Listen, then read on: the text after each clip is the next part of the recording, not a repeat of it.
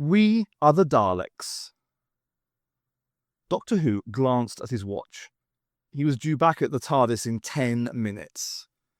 He changed direction and pushed his way through the sticky white overgrowth, his footsteps squelching in the mud. He had landed the TARDIS here simply out of curiosity. It was a planet he had never visited. His companions had taken one look through the open door of the TARDIS and decided to stay safely inside. The Doctor didn't blame them. It was the most inhospitable and hostile landscape he had ever seen. Marshy ground and thick, writhing jungle, half hidden by a nauseous green mist. Determined to look around, the Doctor set out alone, telling the others he would return in precisely 1 hour. That hour was almost up. The Doctor edged around a thick clump of vines that were writhing and coiling slowly like a nest of vipers. His foot struck something half submerged in the mud. It had a metallic ring. He glanced down. It was covered with algae and caked in mud. Much of it had rotted away, but there was no mistaking it. It was the outer shell of a Dalek. From the condition of the metal, it was obvious the Dalek had been long dead. The Doctor tried to imagine what kind of violence had destroyed it. The Doctor looked around. Across the clearing was the dark mouth of a cave. He glanced at his watch again. There was still time. Using a flashlight, the Doctor edged cautiously down the shaft. At the innermost limit of the cave, he found markings on the wall. A charred, jagged pattern etched onto the rock. It was like a familiar trademark that could only have been made by the searing blast of Dalek weapons. He swung the beam of the flashlight across the floor. Ashes and cinders littered the ground. He sifted them through his fingers. Fragments of burned wood and paper. He found a piece of metal, melted out of shape, but still recognizable as a surgical instrument. Then he saw the skeletons. Human bones whitened with age. They had been here for centuries, and there was little doubt they had been victims of the Daleks. The Doctor looked down at them with compassion. What tragedy had been played out here? What had brought men to this god-forsaken planet? He directed the flashlight at the skull of one of the men. The gaping black eye sockets seemed to stare back at him. What was the adventure that, for him, had ended in death? What story could he tell? The call came about 7 in the morning, standard Martian time. Dag Ritchie sounded excited. "Pack your things and get over here fast," he said. "You're going to be away quite a while, so tie up any loose ends." I groped around in my mind for a good excuse to stay where I was, in bed, but I was so groggy with sleep I couldn't think of a thing. I muttered, "I'll be there in about 2 hours. "Make it 1, Dag snapped, and closed the circuit. Somehow, I managed to stagger around the apartment, throw some things into a flight bag, shower, dress, and program the auto-servant, all in 30 minutes. 10 minutes later, I was standing on the transporter platform waiting for the cross-city link that would take me out to the rocket port. The transporter lines run high above the city and afford some of the best views of the great urban sprawl that makes up the capital of Mars. It was a hot, bright morning, and the domes that stretched as far as the eye could see reflected the glare back at the sun. A light breeze had shifted the pollution cloud out toward the mountains, leaving the sky as clear as diamonds. The transporter was just moving into the platform when I saw the first neutron flash. It was over toward the industrial section of the city. The roar of the explosion came microseconds later as a column of smoke reared upward like a lightning snake. 2 more blasts followed quickly, their sound half drowned as the raid warning sirens started to scream. The travellers on the platform began to race for the high-speed escalators, scrambling and clawing to get down to the safety of the subterranean levels. I calculated I'd have more chance of getting killed in the rush than by staying where I was. I shielded my eyes and stared around the sky, trying to spot the raiders. I heard them before I saw them, coming up behind me. I spun around to see the two huge black ships sweeping across the dome tops at full power, making a second run at their target. One look was enough. Dalek long-range cruisers.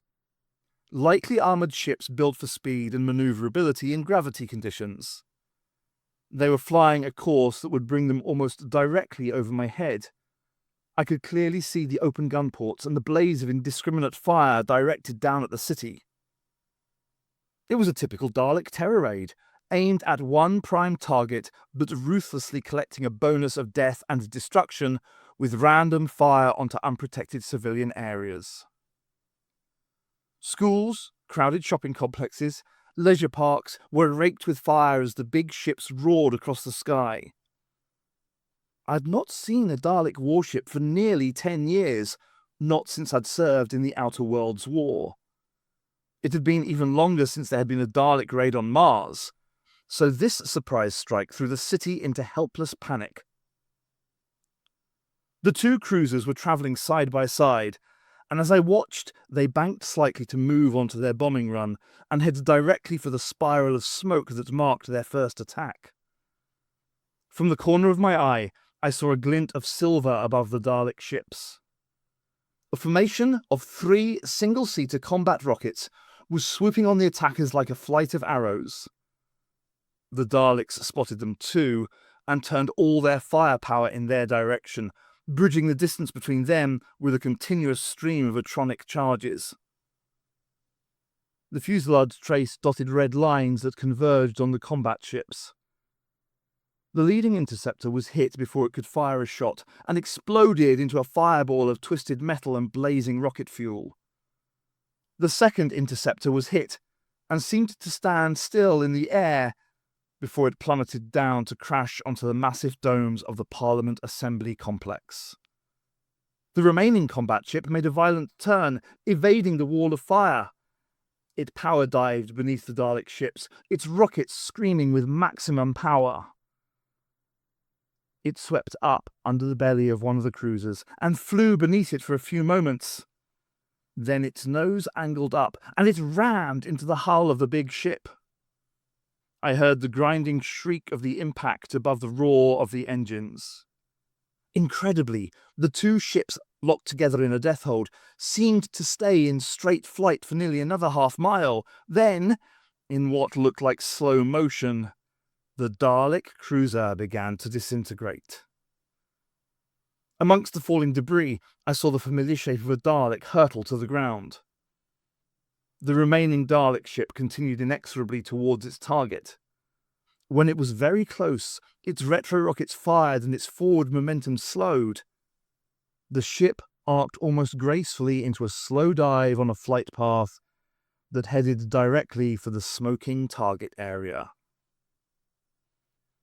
It was a suicide attack, typical of the fanatical Daleks. The cruiser vanished into the pall of smoke, and in almost the same instant exploded into a fireball that leapt miles into the sky.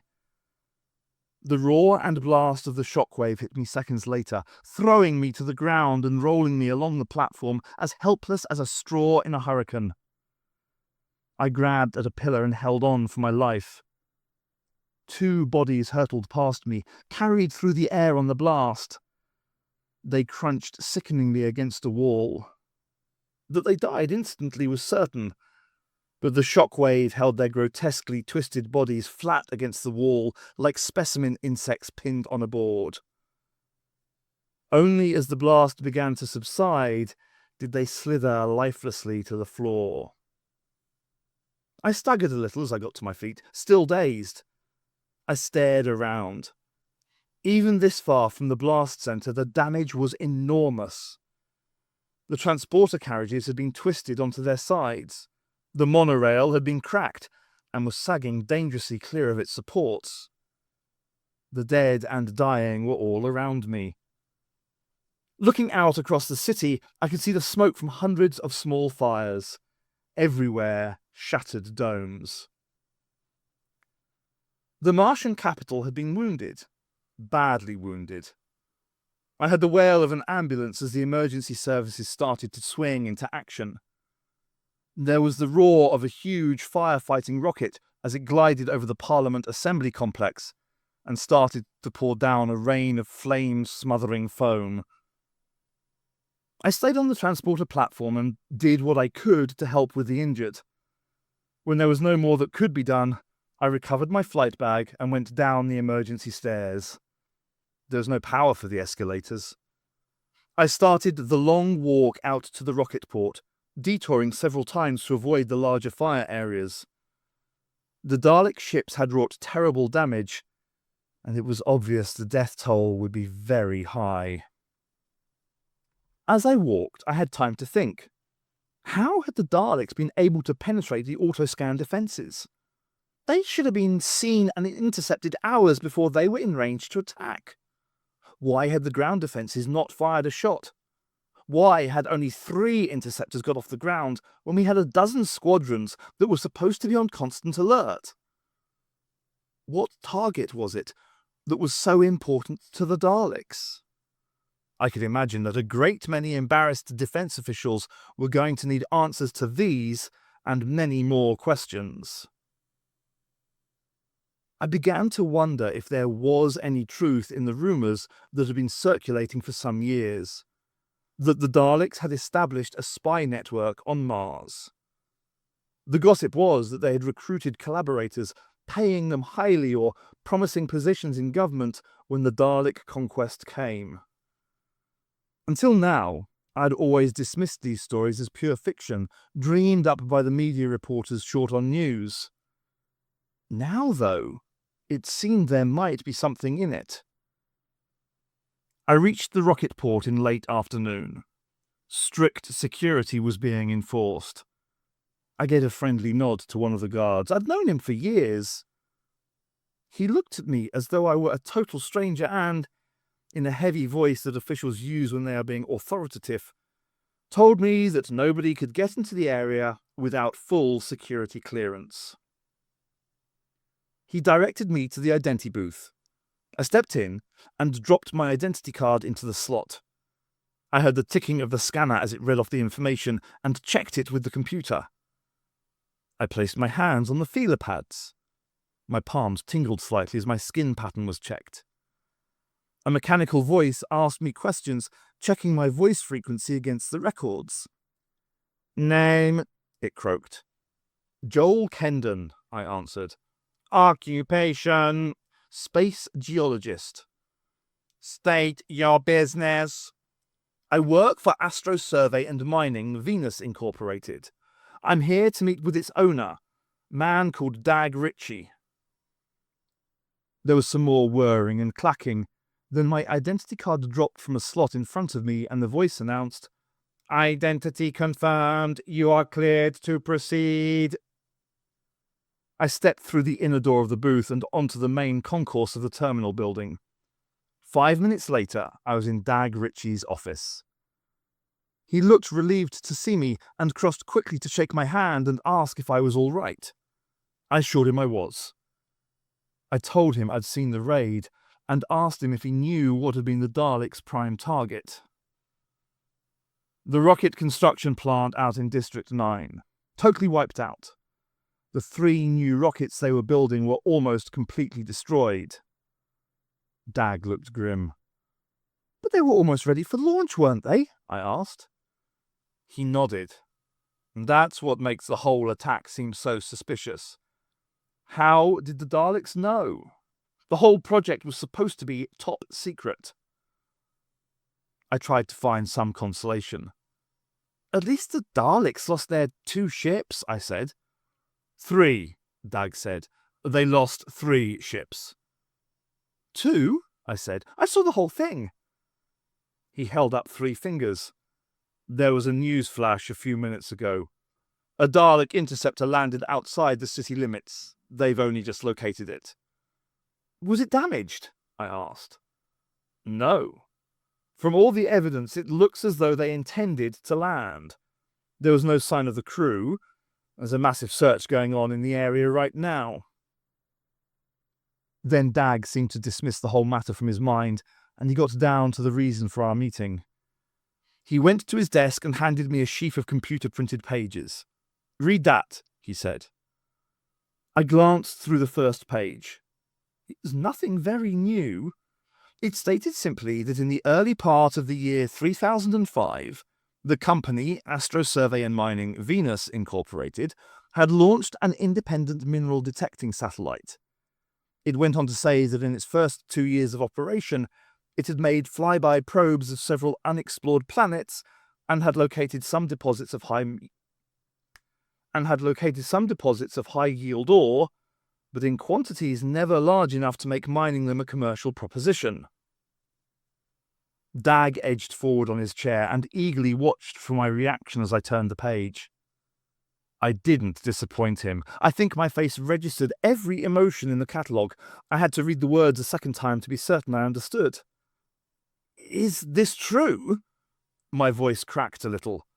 Dag nodded and grinned so widely I thought his head would fall in 2 halves. He had good reason to grin. The satellite had gone into orbit around a planet called Ollendorf 2 and started to beam back information. The computers had unscrambled the coded data and come up with the information that Ollendorf 2 was virtually made of extellium. Its value was incalculable. Just 100 tons of the metal mined and delivered to anywhere in the solar system would make Astro the wealthiest company in the space prospecting business. The new spate of Dalek wars in the distant planets had created a tremendous demand for extellium. It was the only metal that could insulate against Dalek weaponry. 43 times more dense than lead, lighter than our minus-weight alloys, and stronger than sea fibre. Its only disadvantage was its rarity. Intensive prospecting on over 15,000 planets had thus far produced only 6 tons of extellium. This had been used to shield the hull of a space destroyer that was launched a short time ago, but which had already notched up an impressive list of victories against Dalek warships. The Minister of Galactic Defense had publicly stated that with an entire fleet of space destroyers built from extellium, we could end the Dalek menace forever. Dag took a bottle from his desk, and we had a celebration drink, and talked about how rich we were going to be, and how our lifestyle was going to change. Then we calmed down, and got on to the serious business of how we were going to handle things. Dag was rightly terrified that one of the other space prospecting companies might get wind of our discovery before we could stake our claim. It was my view that we had to move quickly, and Dag agreed. We'd blast off as soon as possible, using a chaser rocket which, though it's small and uncomfortable, is the fastest thing in space. We'd land on Ollendorf 2, and, as required by interstellar law, set up a mining claim beacon. If no one else landed and challenged our claim within 7 Earth days, we would have exclusive mineral rights. Then we would establish a base and a landing site for the auto miner and ore carriers. This heavy equipment would take more than an Earth month to reach us. During that time, we would prospect for the richest and most economic seams of extellium. That might all sound quite routine, but there were other possible hazards. Space pirates, Daleks, and the planet itself. I asked Dag what he knew about Ollendorf 2. "There's no recorded landing," he said. "It was charted about 100 years ago. It has a breathable atmosphere, but there's no evidence of intelligent life." We spent the rest of the night discussing details. Dag made a few calls and gave orders for the chaser to be prepared. I wrote out a list of the crew I wanted and handed it to Dag. He nodded approval as he read each name. I'd chosen the best people on the Astro payroll. He glanced up at me. "You've left 2 blanks," he said. "Who do you want for your navigation officer?" "You," I told him. He tried to look modest, but was obviously pleased. "Thanks," he said. "I'll be glad to take your orders." I think he was shrewd enough to know I'd not made the choice simply to flatter him. Before he had settled behind an executive desk, he had been one of the best navigation men in the business. "Who do you want for your pilot?" I took a deep breath before I answered. "Caesar." Dag reacted in exactly the way I expected. "No," he said. "No, you can't take a chance on him. Anyway, he's lost his license." "The suspension ended a week ago," I said. "Dag, listen to me. Caesar's one of the great flyers. He's had a run of bad luck." "Bad luck?" Dag echoed. "He's lost 2 ships." "He was senior officer on both those missions. He had to take the responsibility for the failure of others. Even the Court of Inquiry admitted that. They said they were entirely sympathetic, but had to act within the letter of the law and suspended him." Dag wasn't convinced. Every broken-down pilot in the business hands out that kind of hard luck story.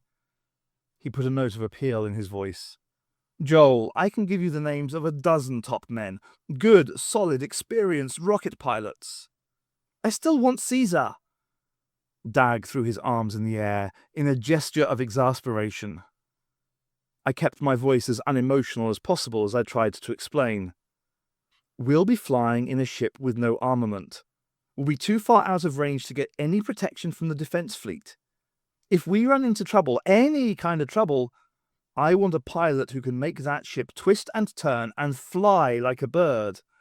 I want an instinctive, natural flyer. Caesar's that kind of pilot." Eventually, Dag agreed, though he remained unconvinced. I put in a call to Caesar's apartment and was told the circuit had been damaged in the morning raid. There were 6 hours left before takeoff and not much for me to do, so I decided to walk to Caesar's place. The smell of smoke still hung on the dawn air, and a crimson glow in the sky showed that the fire in District 9 was still burning. Robot repair gangs were working on restoring power and communication lines, but apart from them, the walkways were quiet and empty. Caesar lived in a residential hotel in the old part of the city, a jumble of domes that had been built by the early colonists. The area was the source of much dispute in the city government. Developers were eager to tear it down and build new superdomes, whilst the preservationists were determined to save it as a piece of our cultural history. I liked it the way it was. There were ramps and roadways, memories of the time when our ancestors used wheeled transport. There were even some pieces of it built in brick and stone, something you're not likely to see outside a museum. I started down one of the roads that would bring me to the hotel when a security transporter came screaming past me and stopped about 100 yards ahead. A squad of heavily armed security men leapt out and raced toward the dark opening of an intersecting road. Almost at once there was a crackle of fire, a sound that once heard, you never forget. The blast of Dalek guns. The leading 3 security men seemed to glow in a halo of white heat. I heard their screams as their bodies charred. As the glare faded, they crumpled to the ground. The remaining security men dived for cover. I did the same. They aimed a stream of fire from hand weapons at the still unseen Daleks. From the darkness, I heard the croaking command, "Attack! Attack! Attack!" 3 Daleks glided out of the shadows, sweeping the area with fire. I saw more men hit by the blast. The thought of Daleks here in the capital city was so incredible that I found myself rooted to the spot as I stared at them. However, I moved swiftly enough when I saw a blaze of fire sweeping down a wall toward me. I dived into a doorway and lay flat. The Dalek blast roasted the wall a few feet above my head. There was a wail of sirens as more security transporters converged on the area. That the Daleks were going to be destroyed was obvious. They would be overwhelmed by sheer weight of numbers. But true to their ruthless, savage nature, they were going to cause as much death and destruction as they could. I chilled as I heard that old battle cry above the roar of the attack. Exterminate! Exterminate! An armoured transporter drove directly at them, hitting two and smashing them back into a wall. Then the driver very purposefully reversed, shifted into forward, and went at them again at full power. They crumpled like foil.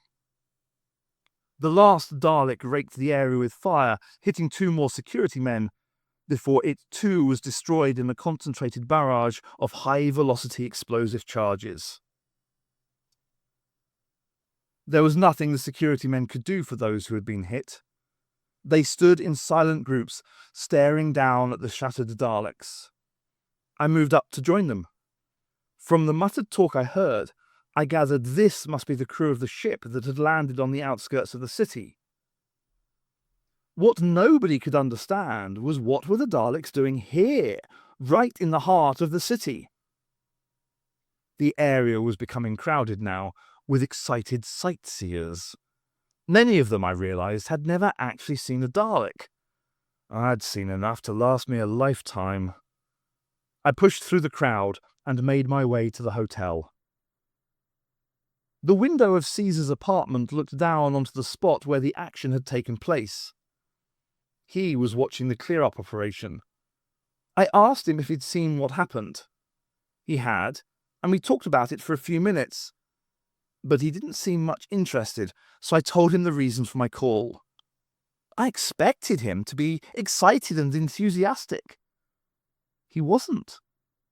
He listened politely to what I had to say, thanked me, and said he'd like to do the job. That was all. I told him what time to report, and he said he'd be there. There didn't seem much chance of conversation with me being the only one who was talking, so I said I'd see him later, and started to leave. I noticed an album of dimensographs on the arm of his chair. He'd obviously been looking at it.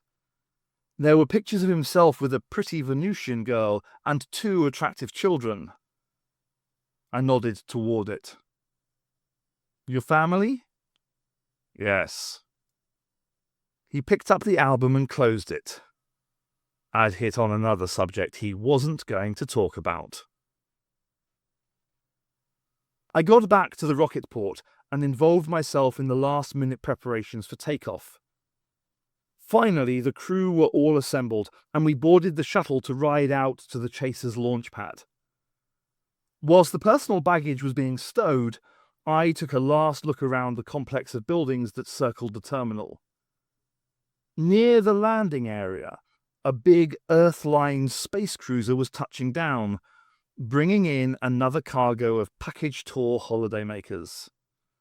The tour operators were opening up new holiday planets all the time.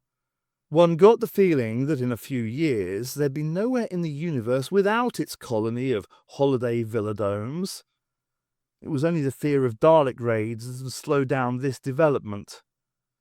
Now, we were setting out to bring back the means of totally destroying the Daleks. With them gone, how long would it take us to despoil the rest of the universe? It was the first time I'd considered the deeper and long-term significance of our mission. With unlimited Extellium, we could totally annihilate the Daleks, and I had no doubt we would. But did we have that right? If we destroyed them, what made us better than them? Did the very existence of the Daleks in the universe have some greater meaning? It was certainly only the menace of the Daleks that had welded the new worlds into a single unit. The peoples of all planets had stopped warring against each other to unite and battle against a common enemy. With the Daleks gone, would the fighting between ourselves start again? The thought bothered me, and I tried to shake it off. I took a last deep breath of what should have been good, clean Martian air. Instead, I got the choked-up smell of rocket exhaust fumes. I turned and climbed into the Chaser and made my way up to the flight deck. Caesar was already halfway through his blast-off check when I settled into the captain's chair. I called Space Control and filed a false flight plan, claiming that we were making a routine prospecting trip through the asteroid belt. None of the crew had been told our destination or the purpose of our mission. Our actual flight plan was in a sealed container on Dag's navigation table. We were cleared for takeoff, and our 10-beat countdown began. We had ignition at beat 8, and Caesar eased the chaser off the pad and took it into a nice gentle arc that would give us 3 orbits of Mars before we went into straight-line flight out into space. It's a much slower takeoff technique, but easier on tissue and bone than a vertical blast-off. As we came round for the last time, Caesar pushed out the chaser's nose and we started the anti-curve towards the asteroid belt. The chaser was capable of quadrupling its speed every 1,000 space miles, but I ordered double and redouble. I didn't want any space tracking station to become curious about our being in too big a hurry. I glanced across at the navigation desk. Dag grinned at me and gave a parody of a salute. "Course, sir?" I told him to hold our flight line and to pass me Sky Chart 7. He punched a button and the nav computer whirred out the chart. Dag handed it to me with another grin and another salute. He was enjoying himself. The crew settled down to their routine jobs. Caesar put the ship on autofly and started to wander around the flight deck. He looked more at home here than sitting in his own apartment. Ziegler, the chief engineer, came up from his department and reported perfect function on all power units. We covered 250,000 space miles without incident. I spent the time making calculations on the space chart. Klein, our astrometeorologist, located a new comet up ahead. We shifted course slightly to avoid the buffeting we would suffer if we went within its influence. I worked on the chart for a little longer, trying to decide on the best point to make our turn for Ollendorf 2. In plotting the course, security was still upmost in my mind. I needed to find a way to make the tracking stations lose us, a way that would make us vanish from their screens. There was one method that the old fighter rocket pilots used to use. Very effective, but highly dangerous. I calculated the odds and decided it was worth the risk. I jotted down some figures on the chart and handed it back to Dag. He'd hardly had time to glance at it before we were interrupted by Ravella, our communications girl. "I think we're being followed." She was standing staring at the scanner. Everybody on the flight deck crowded around her, and she pointed to a tiny blip of light in the bottom left-hand corner of the screen. "How long has it been there?" Ravella shrugged. "I spotted it about 15 minutes ago. It stayed on our course and speed all that time." We watched for a few moments longer. "Any idea what sort of ship it is?" I asked her. She shook her head. "Too far back. I beamed an identity please signal at them, but they don't respond." I turned to Caesar. "Take her around 8 degrees to port and speed up to treble drive." Caesar repeated the order as he made his way back to his seat and switched to manual control. He did it so smoothly there was no sensation of increasing speed or changing direction. The blip of light on the scanner diminished to a pinpoint and, following our original course, appeared to be veering off. Moments later, it swung around to follow our new flight line and regained its original size on the screen as it matched our speed.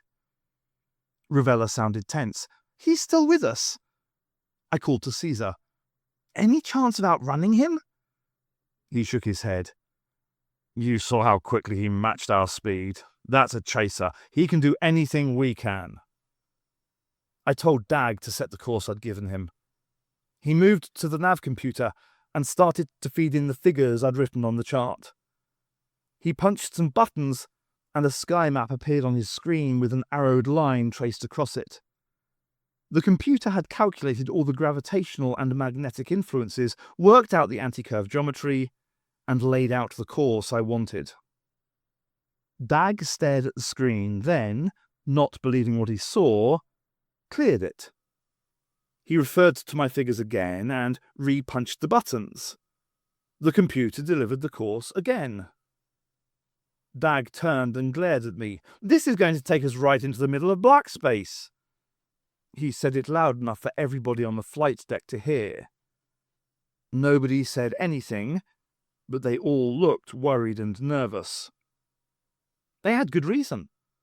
A black space is an area of enormous energy, so powerful that all instruments become virtually non-functioning and the ship has to be flown manually.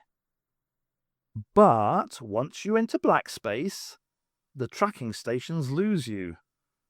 The idea is to cruise around inside the space until you locate a flight of space debris that is travelling in the direction you want, so that when you break out, you are camouflaged by the debris. It's a perfect way to hide, but the danger to ship and crew is high. It's like trying to run through a blizzard without letting any snow fall on you. And the snowflakes in a black space can rip you apart or burn you to a cinder. I know only 2 pilots that I'd trust to fly me through black space. One of them is Caesar. There was no reason why I should explain my orders to the crew, but considering the risk I was asking them to undertake, I decided to let them hear my reasoning. I had planned to go into black space before we knew we were being tailed. It's the only way I know to make certain we're not tracked. Now we have a follower, it's doubly important. We must lose him. Ziegler seemed to elect himself spokesperson for the rest of the crew. "Don't you think it's time you told us what this mission is all about and exactly where our destination is?" "I'll tell you this much. The place we're going to is, strictly speaking, outside the legal jurisdiction of the Galactic Federation.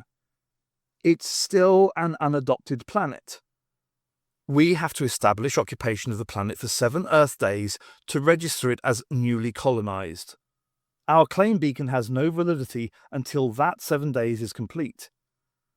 If some other survey mining ship should happen to drop in, or follow us, or get tipped off, well, then we'd have a war on our hands. We're not equipped for war. A small crew, with only hand weapons. We wouldn't have a chance." Ravella chimed in. "You said tipped off. Are you suggesting there might be somebody in this crew who'd do that?" It was Dag who answered her. "My competitors would pay millions to get their hands on this claim, and if they couldn't buy it, they'd kill for it." He said it with such intensity and authority that nobody asked any more questions. I noticed that Ziegler looked very tense. His hands were clenched, but he said nothing. Everybody went back to their jobs. Dag gave Caesar the new course and we started increasing speed. I stayed on the flight deck a while longer watching the scanner screen. The blip of light showed we were still being followed. It changed course and speed as we did and stayed on our tail. The atmosphere in the ship was electric now, and the crew only spoke when they had something to say about the running of the chaser. I went down to my cabin. It was something like an hour later when Dag came bursting in on me. He was holding the metal case that contained the flight plan to Ollendorf 2. Without a word, he handed it to me. The seals were broken. I opened it quickly and rifled through the typed sheets. 2 of the pages were out of sequence. Somebody in the crew knew where we were going. "Any idea who did it?" Dag shook his head. He looked ashen. I could only offer one consoling thought. "Well, whoever got the information still has to pass it on," I said. "I'll have Ravella close down the communications board. Ban all outgoing transmissions." Dag nodded slowly. "In the circumstances, it's all we can do. Just have to hope the information hasn't been sent out already. I'll tell Ravella." Dag had only been gone a few minutes when I felt the first lurch as the ship entered the outer influence of the black space. I started back up to the flight deck and had to use the handrail to avoid being thrown about as the turbulence became more intense. By the time I reached the deck, the crew were all strapped in, and Caesar had the ship on manual control. He looked glad to see me and immediately requested permission to reduce speed. I agreed, and we instantly slowed down. The ship seemed to stabilize a little, and we stopped wallowing quite so obviously. From the scanner, Ravella reported that our tail was still with us and was beginning to gain. I'd expected that. Whoever was in command had realized we were running for the cover of black space and wanted to get up close in the hope of keeping visual contact. I was counting on the fact that when he hit the turbulence, he too would be forced to reduce speed. I glanced across at the instrument panel. Needles were flickering erratically across the dials. Warning lights were flashing, indicating that instruments were not registering accurately. Klein and Dag Ritchie were concentrating on the forward and side viewers, watching for obstructions in our flight path. It gave me a lot of satisfaction to see the crew were working like a team now. Caesar's hands on the controls worked with the delicacy of a brain surgeon, correcting, adjusting, and trimming the ship through the violence of the energy storm. He was very tense, but there was something in his face that suggested he was enjoying the excitement. Ziegler reported that he was going down to the engine room, and he swayed like a tightrope walker across the rocking deck. There was something about Ziegler that I didn't like, but I had no time to rationalize the feeling before Dag yelled a warning, "Mass on your port side, coming fast!" Caesar responded instantly, throwing the ship into a deep dive.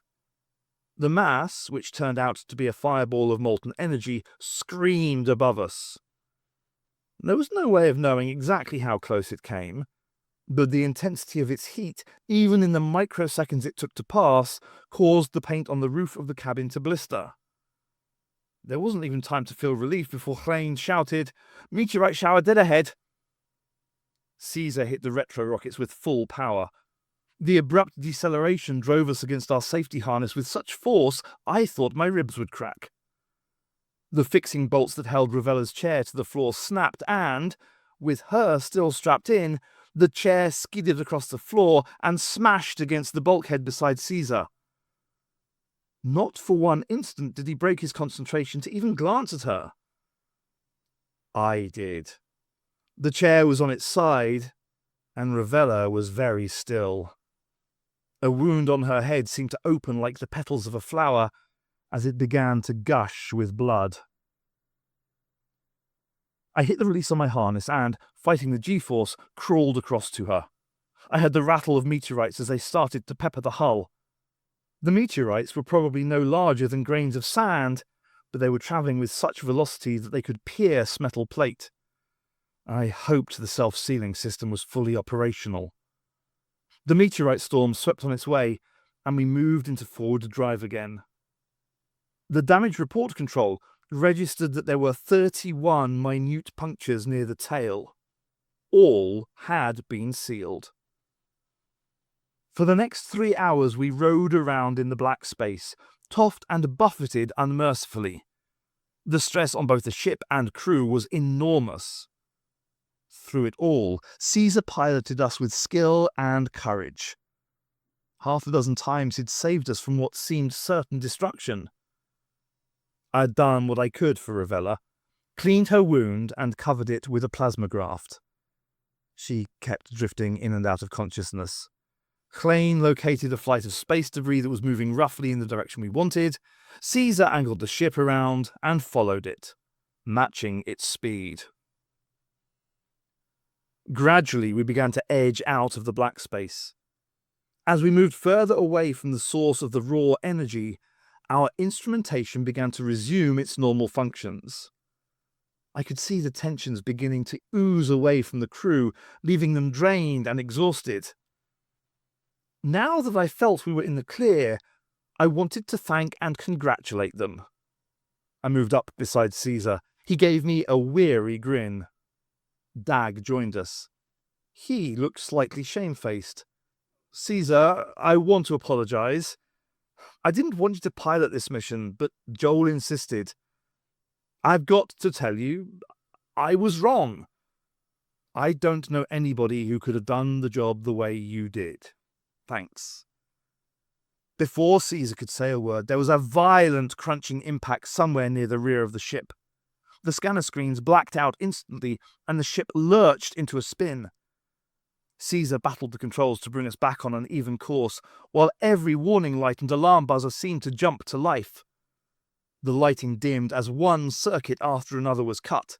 Fuses blew like fireworks, and the cabin was filled with the acrid smell of burning insulation. Klein yelled from the damaged control register. A hull pierced in tail section. Scanning equipment cable severed. Main power units inoperative. I knew that the automatic damage repair system would be sealing off the damaged area and switching in new emergency circuits. This was confirmed as the lights started to glow again and gradually grew brighter. The scanner screens remained blank, suggesting the damage they had sustained was beyond repair. This meant we were going to be blind for the rest of the voyage. From here on, our only way of seeing would be through our instruments. We were like a blind man who had lost his guide dog in the middle of heavy traffic. I told Dag to check and double-check our course to Ollendorf 2. This he did, and fed the result into the autopilot. Caesar gratefully switched over control of the ship to the computer. He released his harness, stood up, and stretched. He was close to exhaustion. "I'll go and take a look at the damage," he said, and walked slowly off the flight deck. Dag and I did what we could to make Ravella more comfortable. I peeled the plasma graft off her brow. The wound had totally covered with a new skin, and the only trace that remained was an angry bruise. I put Klein in charge of the flight deck, and Dag and I followed Caesar down towards the tail. The scuffling footsteps, the thuds and the grunts of pain were coming from the engine room. Dag and I exchanged a look, then started to run forward. I threw open the door in time to see Ziegler crash backward across the room and slither to the ground. As he fell, his hand was reaching to draw the anti-personnel weapon that was strapped to his wrist. Caesar was quicker. His weapon was already in his hand and aiming. Before I could stop him, he fired. I heard the hiss of the blast and saw Ziegler convulse as he was hit full in the chest. He writhed for a moment, then slumped. Dag moved to kneel beside him, and I turned to where Caesar was standing, holding onto a rail and breathing heavily. There was bruising and blood on his cheek. "What happened?" I demanded. Caesar couldn't speak for a moment, still gasping for breath. Dag looked up from Ziegler's body. "He's dead." "He didn't hear me coming in," Caesar said, his words coming in a panting rush. "Then, when he realized I'd seen what he was doing, he jumped me." Caesar pointed to a small plastic cube lying on the floor. "He was trying to use that." I picked it up.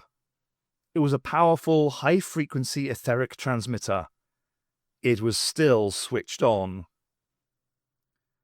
Dag took it from my hand and looked at it. "I guess we now know who broke open the sealed destination," he said. "He was trying to pass the information on."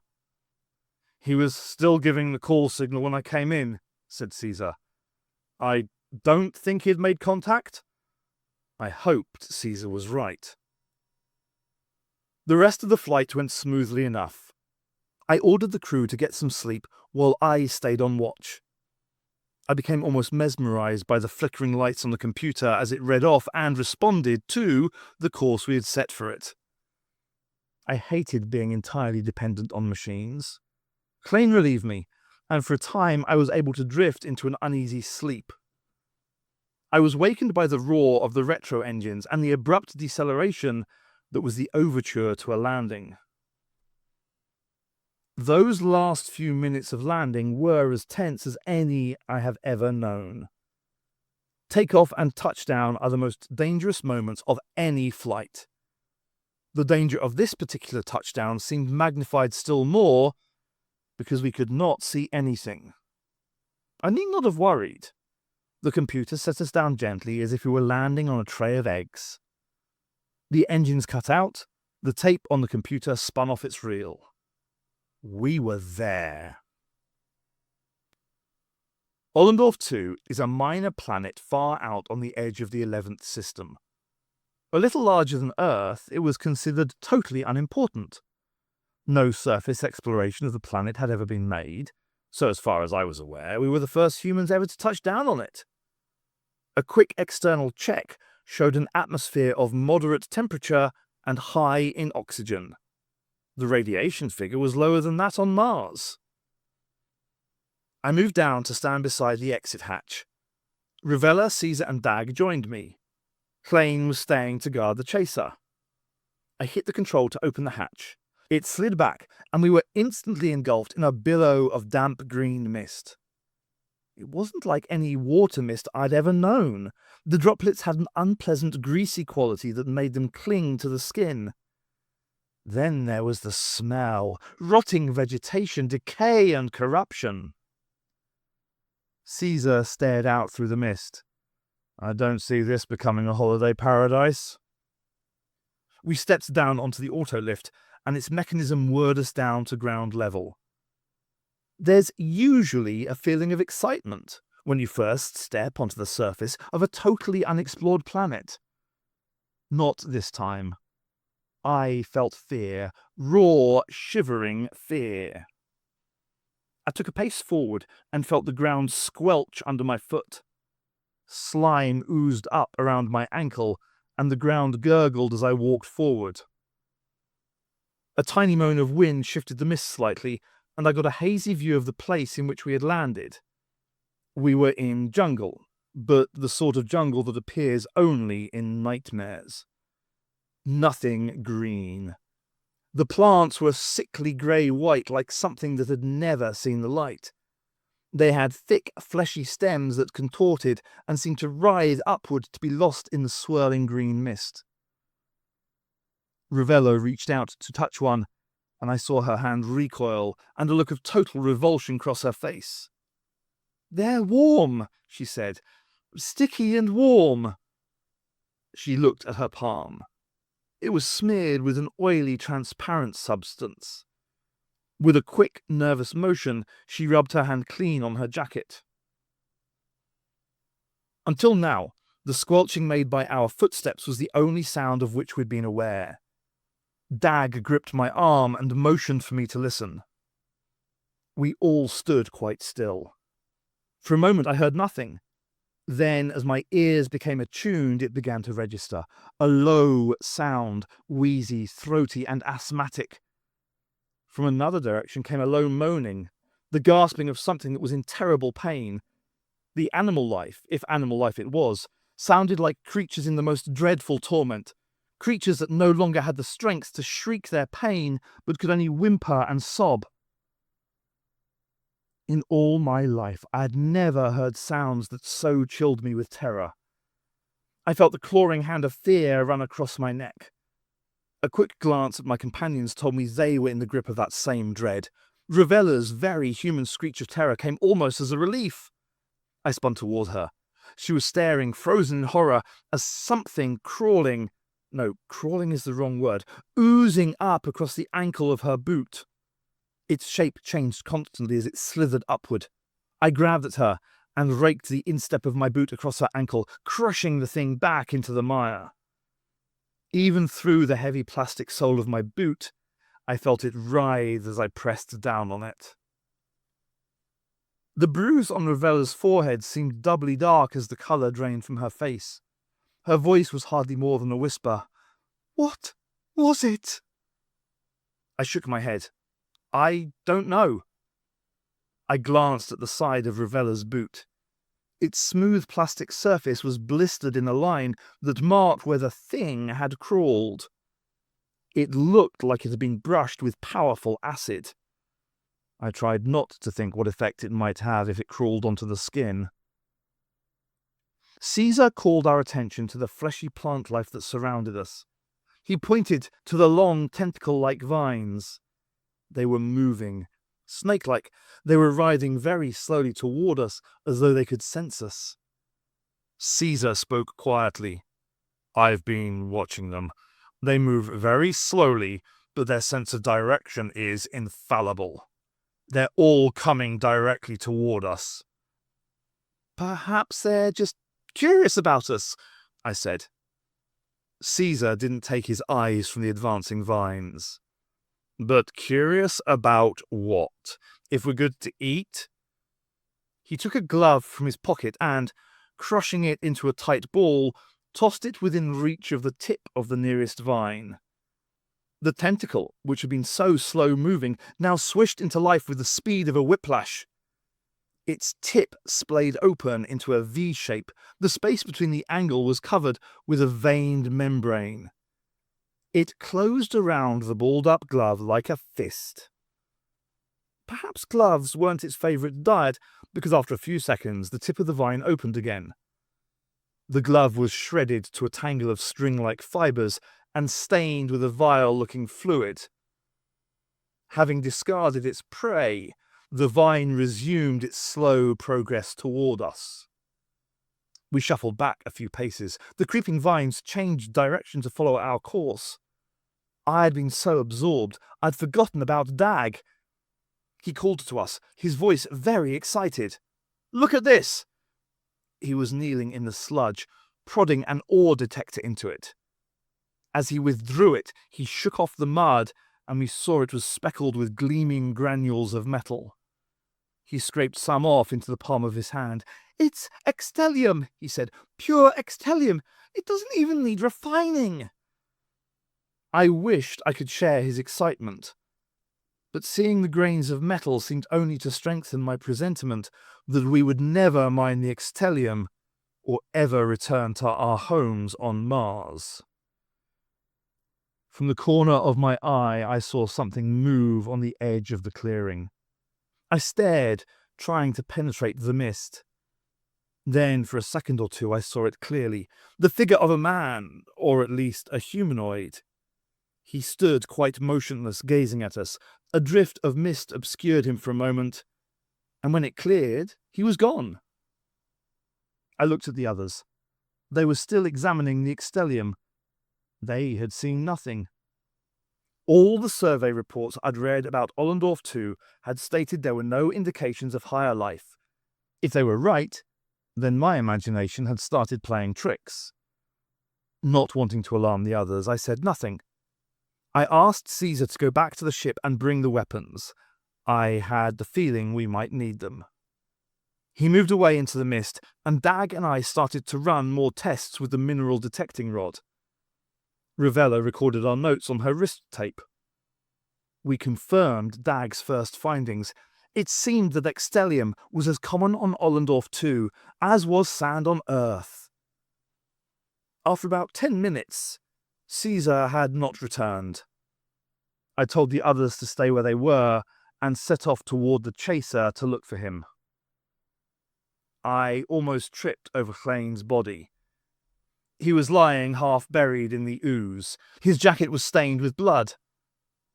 I knelt beside him and cradled his head in my hands.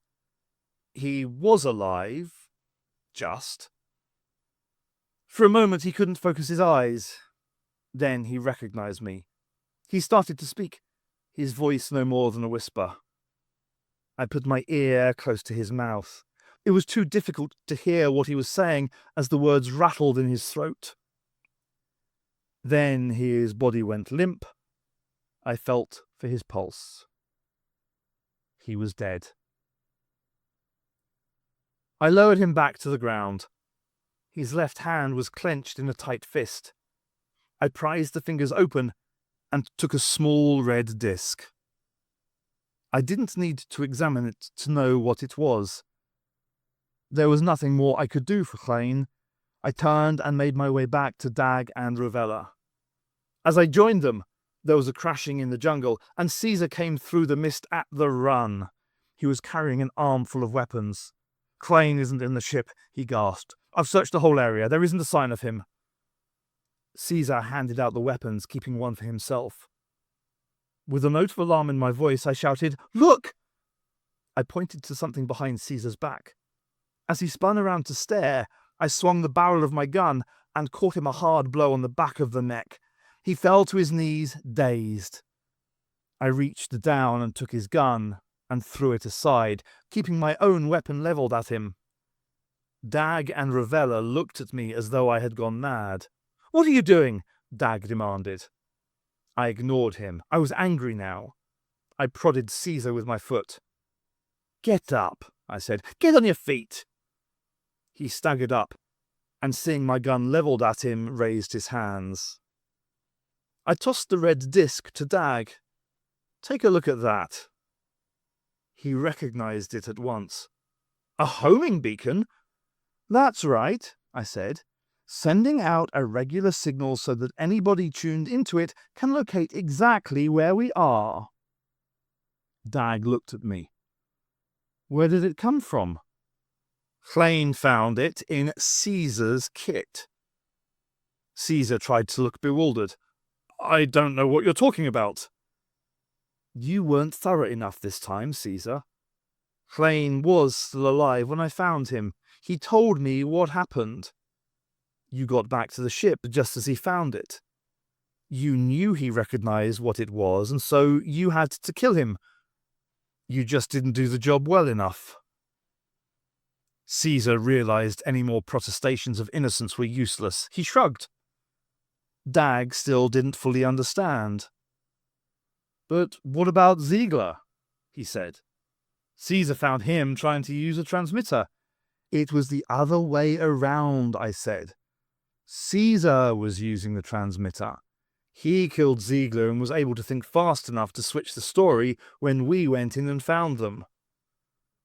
Dag's face went livid with anger. He raised his gun and his finger tightened on the trigger. I stepped in front of him. "Not yet, Dag. First of all, I want to know who he's working for." Almost like an answer, we heard the roar of retro rockets firing above our heads. We stared up through the mists to see the glowing spouts of rocket flames as a chaser eased itself down for a landing less than 50 yards from where we stood. My attention was off Caesar for only a few seconds, but that was all he needed. He charged at me head down and sent me backward into the mud. Before I could recover, he dived for the gun I'd thrown away. Dag tried to get in a shot, but I was in the way. I rolled aside and he aimed, but Caesar was quicker. From his position on the ground, he fired a sustained blast that caught both Dag and Ravella. They jerked into the air like puppets.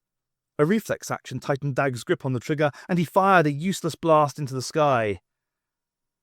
They were both dead before they hit the ground.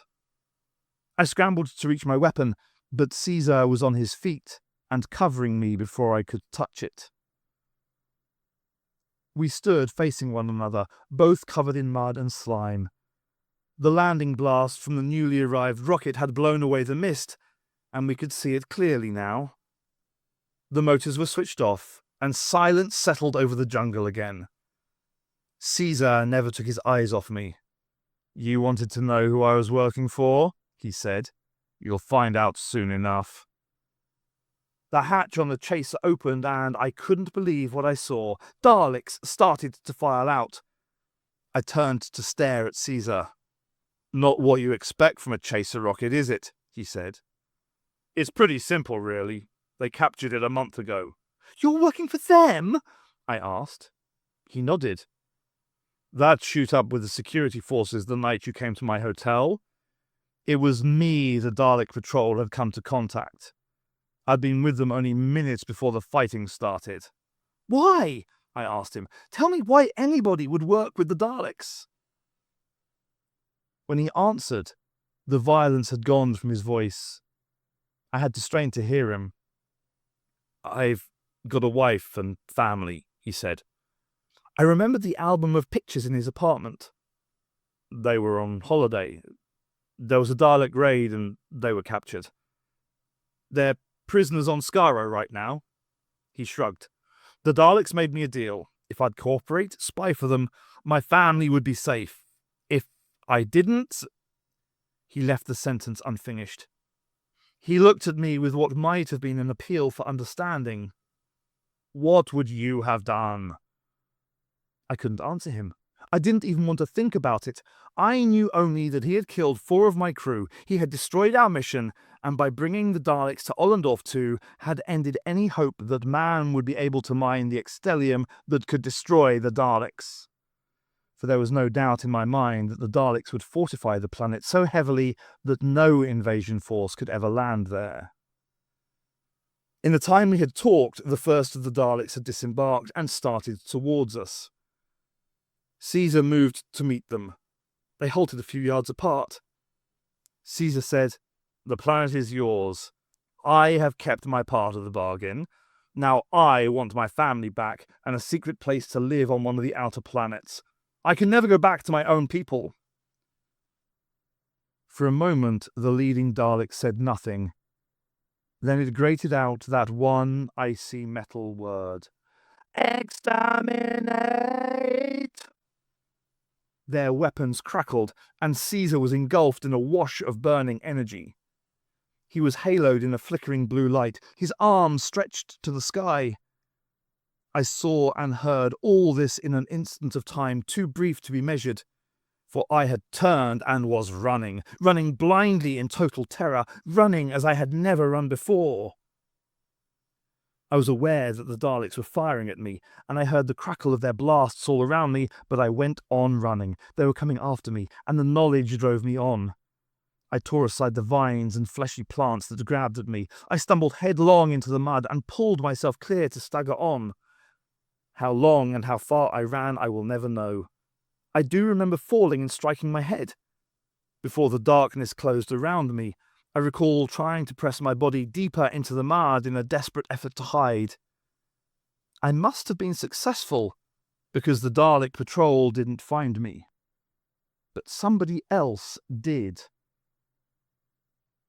I wakened lying on the dry floor of a cave. There was a man kneeling beside me. I tried to speak, but he pressed a hand over my mouth and made a signal for me to keep quiet. As I became more aware, I could hear the sounds of Daleks outside the cave. They were barking orders, still searching for me. After what seemed like an age, they began to move away.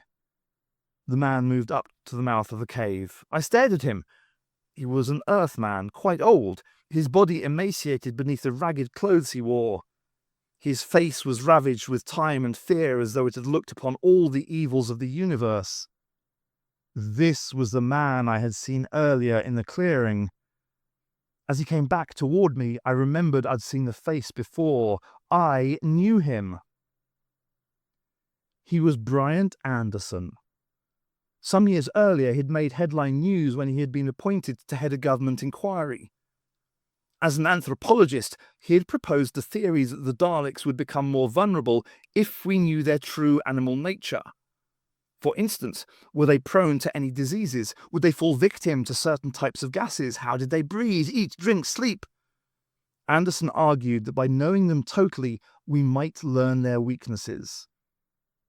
Financed by considerable government funds, he had started his investigation. His initial findings were widely published. Then he seemed forgotten. Years later, it was reported that he was missing, presumed dead. Anderson helped me to my feet. "Keep your voice down," he said. "There's a Dalek stationed quite close." He beckoned, and I followed him still deeper into the cave. Here there was a crude bed and table, a few cooking things. And there were papers, hundreds of papers and files scattered around the area, all of them filled with his tight, crabbed handwriting. Off to one side was a workbench with racks of scientific instruments. In contrast to the rest of the living area, this part was neat and clean. He gave me something to eat and drink, and I told him what had brought me to Ollendorf 2. He coughed a good deal as we talked, and it was evident that the effort was exhausting him. Clearly he was a dying man. It was as though he read my thoughts. "You're right," he said. "I don't have much more time, and I'm grateful for that." We talked for a little longer, and then he excused himself, saying that he must rest. He lay on the bed, and fell into a deep, unnatural sleep almost immediately.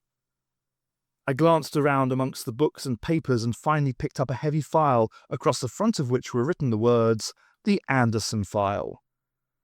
I browsed through it, but found most of its pages too highly technical. It was only at the end of the document, under a section titled Summary, that I began to have some understanding of its meaning. Anderson's investigation had begun in Earth's prehistory. When the creature that was eventually to develop into man first appeared on the surface of the Earth, the planet was visited by a scientific expedition from Haldon. They captured several hundred of these ancestors of man, these primates who were already beginning to stand erect, and transshipped them to the planet Amaron. Here they were housed in a colony that was a perfect reconstruction of a section of Earth. The atmosphere, the flora, the fauna, everything was totally indistinguishable from Earth. But the colony was in fact nothing more than a vast scientific laboratory. It was an accelerator. The process of evolution had been speeded up to an incredible degree. Where on Earth the discovery of fire and the invention of the wheel took many thousands of years, here in the colony on Amaron, it took these same creatures only 50 years to reach that stage. The Haldons continued to observe the evolution of the Earth creature for many centuries. They saw them learn to plant their food, to build. They saw them fight amongst themselves. In only 200 years they were making machines, and shortly after they had learned to fly.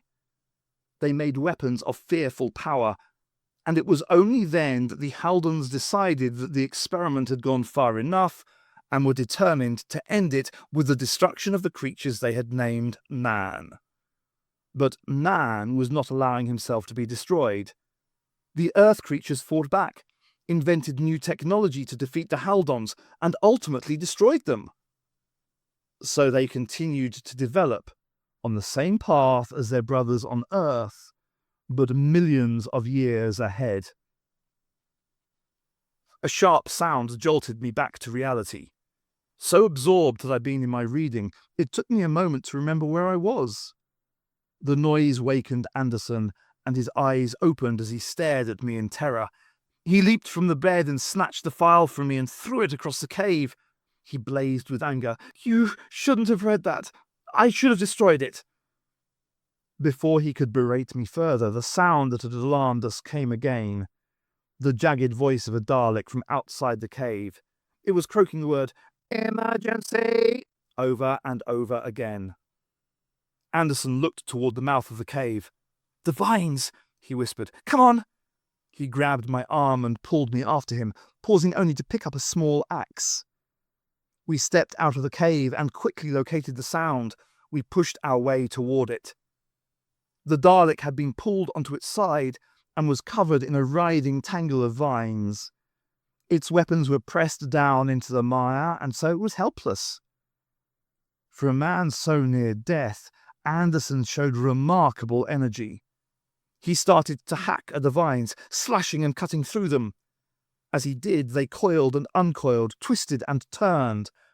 When Anderson had cleared them from the head of the Dalek, he beckoned me to join him.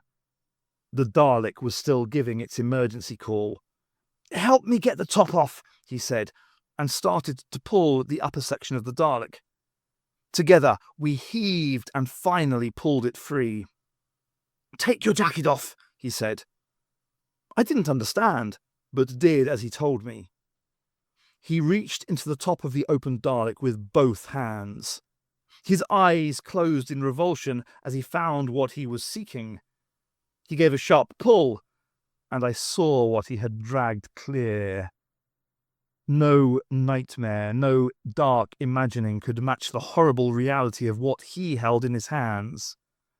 I felt sickened and turned my head away. It was only the sharp command in Anderson's voice that made me turn toward him again. "Your jacket, man, your jacket!" I passed it to him and felt merciful relief as he draped it over the Dalek. "Now help me carry it," he said. With my jacket slung between us like a hammock, we staggered back to the cave. Inside, we dumped our bundle onto the bench. He unwrapped the jacket and again I felt the nausea sweep over me as I saw it. It was still alive and moving.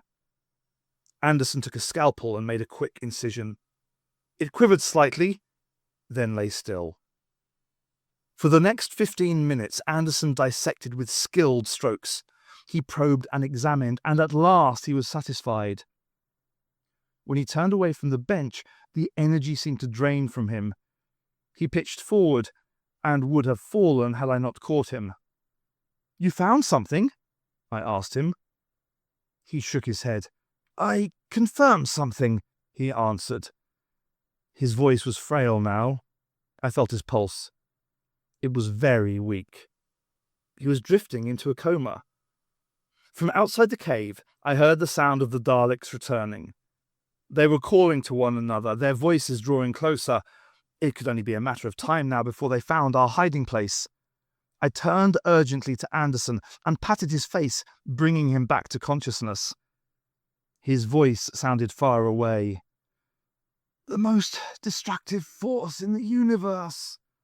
"What is, Anderson? What did you find out?"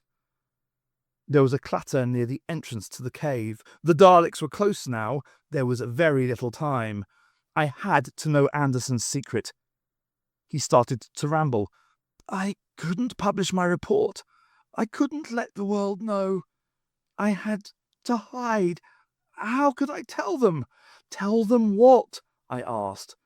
"The most savage animal in creation." "What is?" I said. "Tell me." He opened his eyes and stared at me. "We are," he said. "Man is the savagest animal, the most destructive force in the universe." "No," I said. "The Daleks. We don't compare with them." I was trying to find a defense for my species. "They are total evil." He looked at me pityingly. "Don't you understand even now?" he said. "We are the Daleks. That is where our evolutionary line is taking us. That is what man became on Amaran. We are the Daleks." Anderson was dead. I heard the grating noise as a Dalek scraped against the rock. I turned to face them. They grouped at the entrance. They started to fire.